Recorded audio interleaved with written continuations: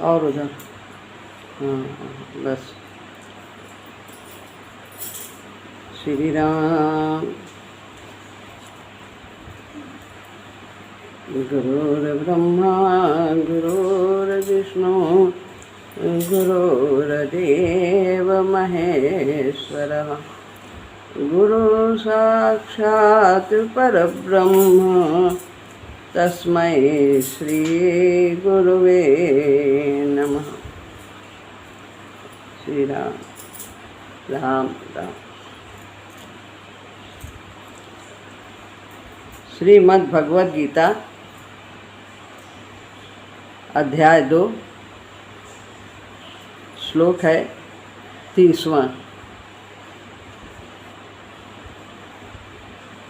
अब तक देह और देही का जो विषय चल रहा था उसका आगे के श्लोक में, इस श्लोक में भगवान उपसंहार करते हैं। देहि नित्यमबध्योऽयं देहे सर्वस्य भारत तस्मात् सर्वाणि भूतानि न त्वं शोचितुमर्हसि।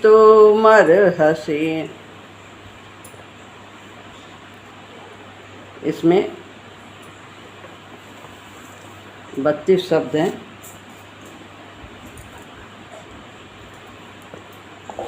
8 पर रुकना होता है। भारत, हे भरत वंशोद्भव अर्जुन के लिए संबोधन है।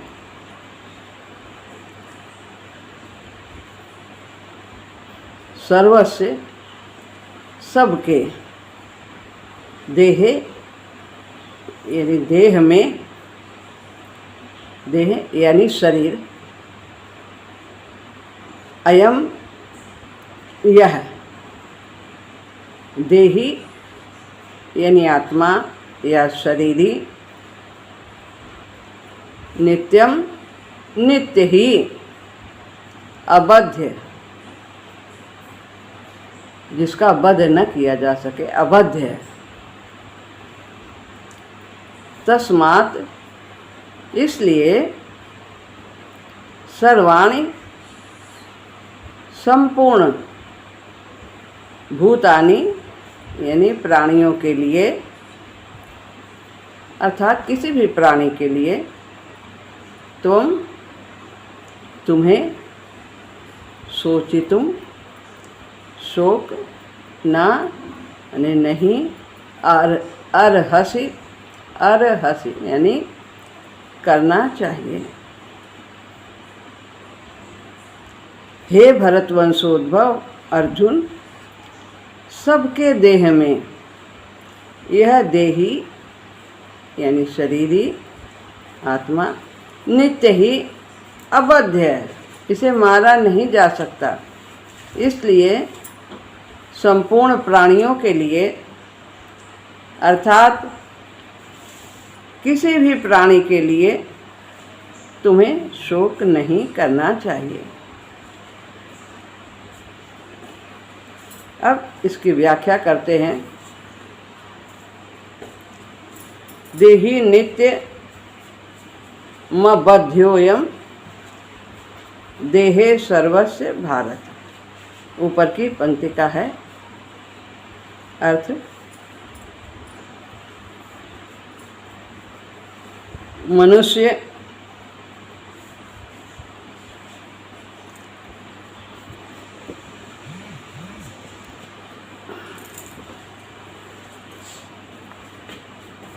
मनुष्य, देवता, पशु पक्षी, कीट पतंग आदि जितने भी स्थावर और जंगम, स्थावर का मतलब है जो स्थिर हैं, जंगम जो चलने वाले हैं। स्थावर का मतलब अचर और जंगम चर। स्थावर जैसे पेड़ पहाड़ आदि ये सब एक जगह स्थिर हैं, और जंगम पशु पक्षी मनुष्य आदि ये सब प्राणी चर हैं, चलते हैं। तो स्थावर और जंगम जितने भी प्राणी हैं, इन सबके शरीरों में शरीरी अबद्ध है, उसे नहीं मारा जा सकता। शरीर नाशवान है, लेकिन जो शरीरी है, आत्मा है, वो अबद्ध है। उसे न शस्त्र से काटा जा सकता है, न उसे अग्नि से जलाया जा सकता है, न पानी से गीला किया जा सकता है, और न ही वायु से सुखाया जा सकता है। ऐसा अब भगवान बताते हैं। तो एक मुनि बत्ती जला दो ऊपर। तो अबद्ध, अबद्ध, इसका वध, दो बातें हैं इसमें अबद्ध में, कि इसका वध करना नहीं चाहिए। एक तो बात यह है अबद्ध है कि मारने के योग्य नहीं है, और दूसरी बात है कि जिसको मारा ही नहीं जा सकता। एक तो मारना नहीं चाहिए, और दूसरा जिसे मारा ही नहीं जा सकता। जैसे गाय है, इसे नहीं मारा जाना चाहिए, ये मारने के योग्य नहीं है, इसको नहीं मारा। अब एक ये अर्थ है। और आत्मा जिसे मारा जा सकता ही नहीं,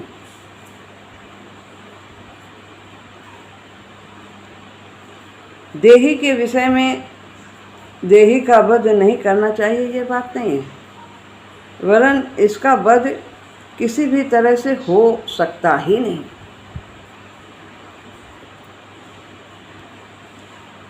अब है तस्मात् सर्वाणि भूतानि न त्वं शोचित मर्हसि। नीचे की पंक्ति है। इसलिए भगवान कह रहे हैं तुम्हें किसी भी प्राणी के लिए शोक नहीं करना चाहिए, क्योंकि ये मारा जा सकता ही नहीं।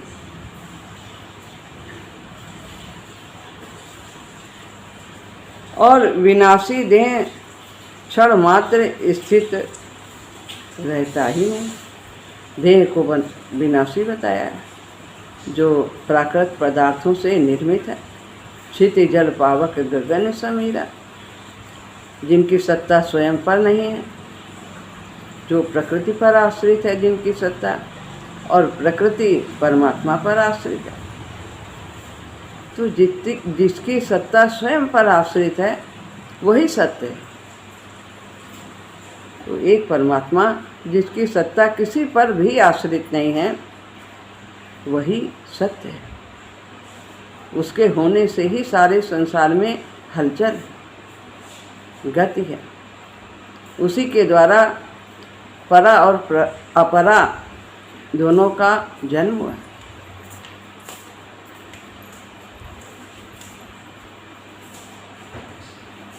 तो तस्मात् सर्वाणि भूतानि न त्वं शोचितुम् अर्हसि। इसलिए तुम्हें किसी भी प्राणी के लिए शोक नहीं करना चाहिए, क्योंकि इस देही का विनाश, देही और देह, देही आत्मा को कहते हैं और देह शरीर को कहते हैं। तो इस देही का विनाश कभी हो सकता ही नहीं, क्योंकि ये अति सूक्ष्म है। तो जिससे सूक्ष्म कुछ है नहीं, उसका विनाश हो सकता ही नहीं। तो आत्मा अति सूक्ष्म, मन बुद्धि भी सूक्ष्म है, लेकिन आत्मा अति सूक्ष्म। तो इस देही का विनाश कभी हो सकता नहीं है, और विनाशी देह क्षण मात्र भी स्थिर रहता नहीं। देह में तो एक क्षण भी स्थिरता नहीं है, प्रति क्षण परिवर्तन हो रहा है। मृत्यु की ओर ये देह बढ़ रहा है, विनाश की ओर बढ़ रहा है। हर पल इसमें विनाश हो रहा है। यहाँ सर्वभूतानि पदों में बहुवचन देने का आशय है कि कोई भी प्राणी बाकी रह सकता ही नहीं विनाश से, मृत्यु से। अर्थात किसी भी प्राणी के लिए हमें शोक नहीं करना चाहिए। जो अपरिहार है, जिसमें हम कुछ कर ही नहीं सकते, तो शोक करना व्यर्थ है। देही नित्य है और देह अनित्य है, ये ध्रुव सत्य है। तो इसलिए हमें इसके विषय में शोक नहीं करना चाहिए, ऐसा भगवान इस श्लोक के द्वारा उपसंहार करते हैं देही और देह के विषय में। शरीर विनाशी ही है, क्योंकि उसका स्वभाव ही नाशवान है। वो अपनी प्रकृति के अनुसार चलेगा, सभी अपनी प्रकृति के अनुसार कार्य करते हैं। वो प्रतिक्षण ही नष्ट हो रहा है, परंतु जो अपना नित्य स्वरूप है, हमारा स्वरूप आत्मा है, देह नहीं, हम आत्मा है। और हमारा वही स्वभाव है जो परमात्मा का स्वभाव, उसका कभी नाश होता ही नहीं। परमात्मा नित्य हैं तो हम उनके अंश हैं, तो जो गुण परमात्मा में है वे गुण हमारे अंदर भी हैं। परंतु जब हम अपना संबंध शरीर से जोड़ लेते हैं तो हमें शरीर के नाश होने पर स्वयं का नाश प्रतीत होता है, ऐसा हम अनुभव करते हैं। अगर इस वास्तविकता को जान लिया जाए तो फिर शोक होना संभव है ही नहीं। फिर शोक नहीं होगा कि हम तो सदा रहते हैं, हम तो वस्त्र बदलते हैं। वासांश जीर्णानि यथा विहाय नवानि गृह्णाति नरोपराणि तथा शरीराणि विहाय जीर्णानि अन्यानि संयाति नवानि देहि। जैसे वस्त्र बदलते हैं उसी प्रकार से ये शरीर रूपी वस्त्रों को धारण करता है, आवश्यकता अनुसार, विकास की मांग के अनुसार। तो अब ये जो शरीर ना बदले, मृत्यु ना हो, तो हम तो जो थे हम वही बने रहें। हम कहाँ से हमारी यात्रा शुरू हुई? योनि जड़ वन पशु से उबारा है जिसने, दिया तन मनुष्य का कि हो योग उससे। आते जड़ थे, फिर वनस्पति हुए, फिर पशु हुए और फिर मनुष्य के आगे यदि हम अधिक पुरुषार्थ करते हैं तो हम दिव्यत्व प्राप्त कर लेते हैं। और यदि सकाम कर्म करते हैं, अधिक से अधिक पुण्य कार्य करते हैं लेकिन सकाम करते हैं, तो हम देवता की योनि में जा सकते हैं। लेकिन पूर्णत्व तो सभी को प्राप्त करना है। उसके लिए देवत्व की यदि प्राप्त हुई तो हमें पुनः इस मृत्यु लोक में आना पड़ेगा और फिर पुरुषार्थ करते हुए दिव्यत्व को प्राप्त करना। देवत्व और दिव्यत्व दो बातें। देवत्व यानी देवता के गुण और दिव्यत्व यानी परमात्मा के गुण। दिव्य नित्य होता है और देवत्व अनित्य है। तो इस प्रकार अब ये श्लोक यहाँ पर पूर्ण होता है। आगे हम दूसरा श्लोक देखते हैं, 31वां।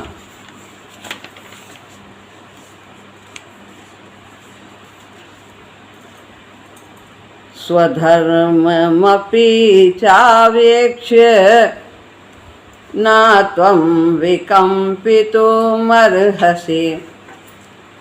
धर्म्याद्धियुद्धात् श्रेयोऽन्यत् क्षत्रियस्य न विद्यते।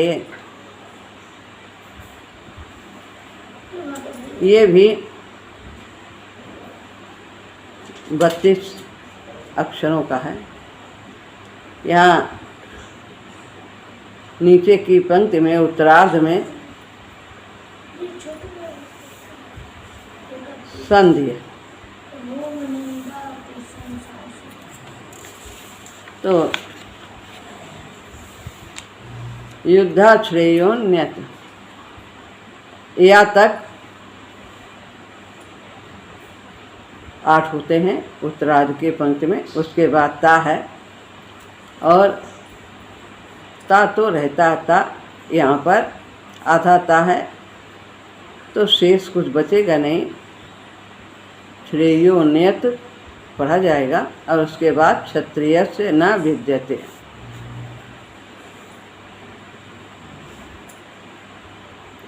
चाक चावेक्ष में चा है, चा माने और, स्वधर्मम स्वधर्मम अपने छात्र धर्म को, स्वधर्मम अपने धर्म को, यानी अर्जुन का कौन सा धर्म है? छात्र धर्म, क्षत्रिय है। तो आवेक्ष, चा के बाद आ है आवेक्ष, यानी देखकर, अपि भी विकंपित, अर्थात कर्तव्य कर्म से विचलित, कर्तव्य कर्म से विचलित, विकंपित का तात्पर्य है। न माने नहीं, अहर हसी, अर्हसी, अर्हसी यानी होना चाहिए ही, क्योंकि धर्म्यात धर्ममय, युद्धात युद्ध से बढ़कर, धर्ममय युद्ध से बढ़कर, क्षत्रियस्य क्षत्रिय के लिए, अन्यत दूसरा कोई, श्रेय कल्याणकारक कर्म, न माने नहीं, विद्यते है।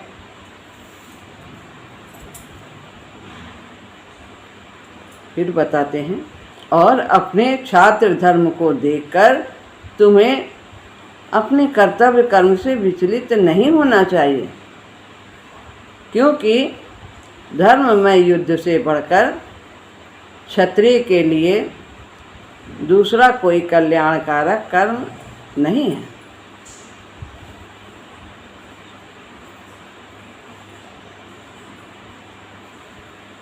पहले, इसके पहले जो 2 श्लोक बोले भगवान ने कहा है, उसमें युद्ध से होने वाले लाभ का वर्णन करते हैं पहले 2 श्लोक में।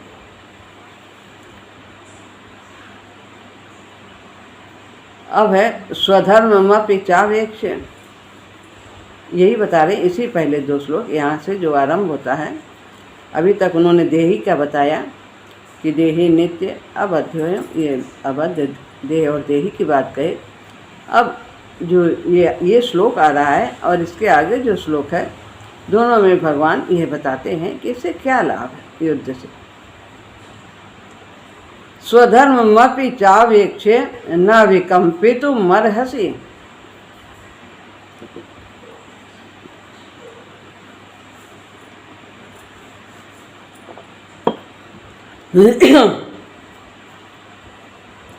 जीव परमात्मा का अंश है। जब यह शरीर के साथ संबंध जोड़ लेता है, तादात्म्य कर लेता है, तब यह अपने आप को कुछ और मानने लगता है। क्या मानने लगता है? कि हम इस जाति के हैं, हमारा यह रूप है, यह नाम है, इनके पिता हैं, इनके माता हैं, क्या है, इस तरह वो अपना यह स्वरूप समझने लगता है।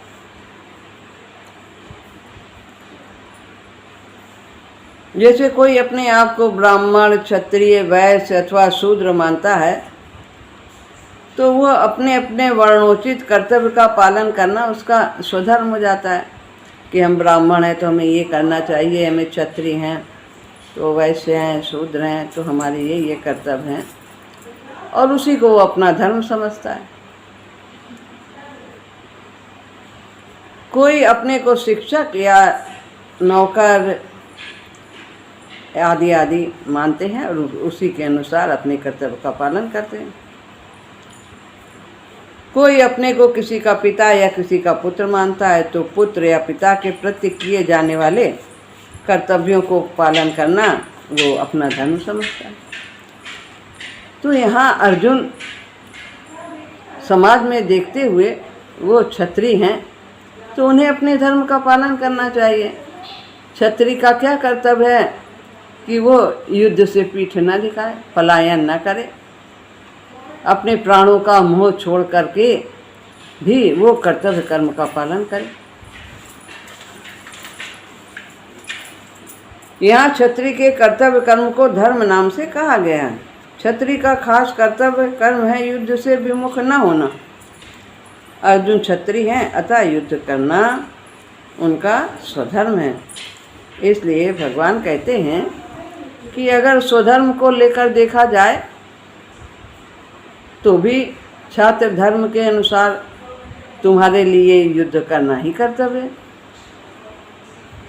तो तुम्हें अपने कर्तव्य से विमुख नहीं होना चाहिए। प्रत्येक प्राणी को अपने कर्तव्य कर्म का पालन करना चाहिए, तभी उसका कल्याण है,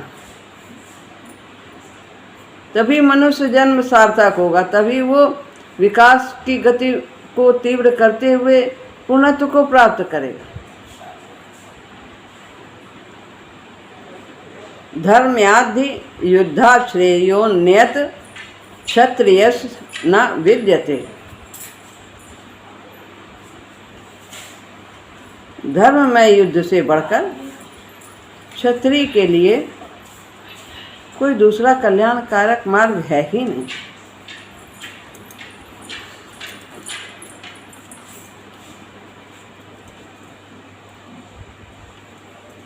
अर्थात क्षत्रिय के लिए क्षत्रिय के कर्तव्य का अनुष्ठान करना ही मुख्य कार्य है। ऐसे ही ब्राह्मण के लिए उसका मुख्य कार्य है, ऐसे ही वैश्य के लिए, शूद्र के लिए, तो सभी को अपने अपने कर्तव्य का पालन करना ही चाहिए। इसी से भगवान की सृष्टि में व्यवस्था बनी रहती है।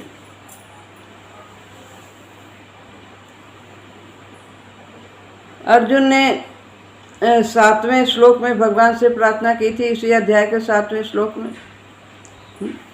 कि कार्पण्य दोषो प्रहत स्वभावा प्रक्षामि त्वाम धर्म सम्मूढ़ चेता यक्षेया श्यानिश्चितम ब्रूहि तन्मे शिष्यस्ते हम साधिमाम त्वाम प्रपन्नम। मैं आपका शिष्य हूँ, मुझे आप आज्ञा कीजिए।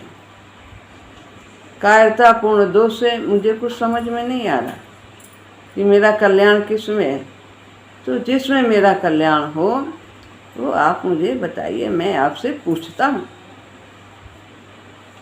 इसीलिए कल्याण की बात कही थी। तो कल्याण तो कर्तव्य कर्म से करने से ही होगा। किसी भी दृष्टि से अपने धर्म का त्याग करना कल्याणकारक नहीं है।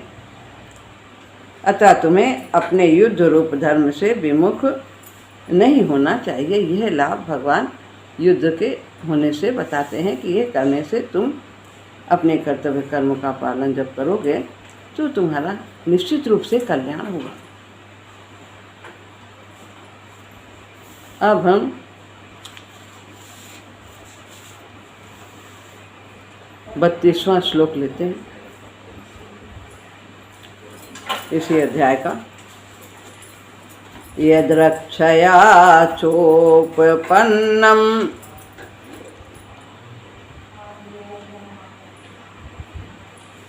स्वर्गद्वारमपाव्रतं सुखिना क्षत्रियः पार्थ लभन्ते युद्धमीदृशम्। यद्रक्षया अपने आप उपपन्नम प्राप्त हुआ जो युद्ध है, अपावृतम खुला हुआ, स्वर्ग द्वारम स्वर्ग का दरवाजा भी है।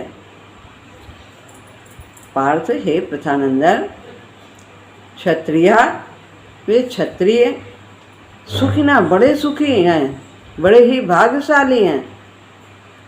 ईदृशम जिनको ऐसा युद्ध प्राप्त होता है, स्वतः प्राप्त युद्ध, अपनी तरफ से युद्ध की घोषणा नहीं करते हैं कि मुझे युद्ध करना है, उसका राज्य लेना है, हड़पना है, क्या करना है, अपना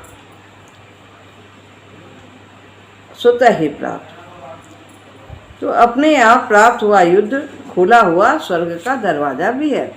हे प्रथानंदन, वे क्षत्रिय बड़े सुखी और भाग्यशाली हैं जिनको ऐसा युद्ध प्राप्त होता है। कैसे हुआ इन्हें ये युद्ध प्राप्त?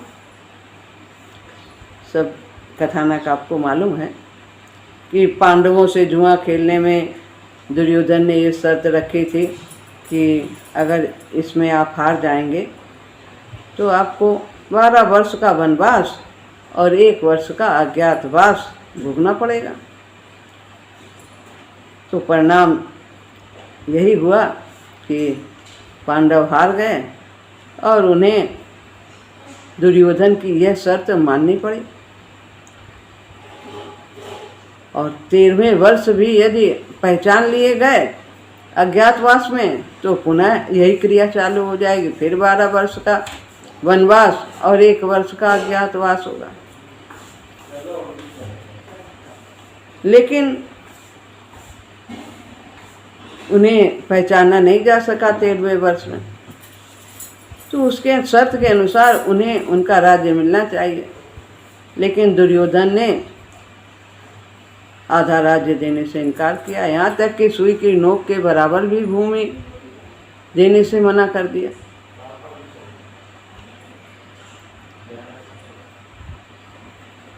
तो मैं बिना युद्ध के सुई की तीखी नोक जितनी जमीन भी नहीं दूंगा, ऐसा दुर्योधन बोला। दुर्योधन के ऐसा कहने पर पांडवों की ओर से फिर संधि का प्रस्ताव भी हुआ, बार बार हुआ, भगवान भी लेकर के गए संधि का प्रस्ताव। पर दुर्योधन ने पांडवों की संधि स्वीकार नहीं की। इसलिए भगवान अर्जुन से कहते हैं कि यह युद्ध तुम लोगों को स्वतः ही प्राप्त हुआ है।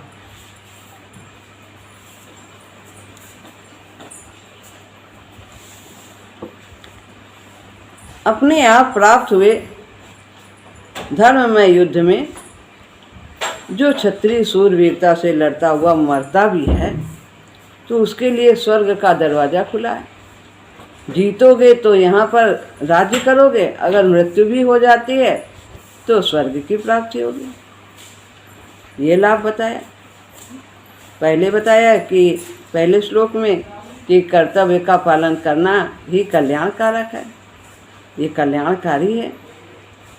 अब दूसरी बात इस श्लोक में और बताते हैं कि स्वतः प्राप्त युद्ध से यदि उसमें मृत्यु भी हो जाती है तो उससे हमारे लिए स्वर्ग का दरवाजा खुला हुआ। सुखिना क्षत्रिया पार्थ लभन्ते युद्ध मीदृशम, ऐसा धर्ममय युद्ध जिसको प्राप्त हुआ है, ये धर्ममय युद्ध कहा जाता है। स्वतः प्राप्त युद्ध जो अपने आप से ही प्राप्त है, कोई दूसरा हम पर युद्ध थोपता है तो वह स्वतः प्राप्त युद्ध है, उसमें उसको लड़ना ही पड़ता है। ऐसा धर्ममय युद्ध जिसको प्राप्त हुआ है वे क्षत्रिय बड़े सुखी हैं। यहाँ सुखी कहने का तात्पर्य है कि अपने कर्तव्य का पालन करने में जो सुख है वो सांसारिक भोगों में भोगने में नहीं है। कर्तव्य प्रधान ही जीवन में कल्याणकारक है।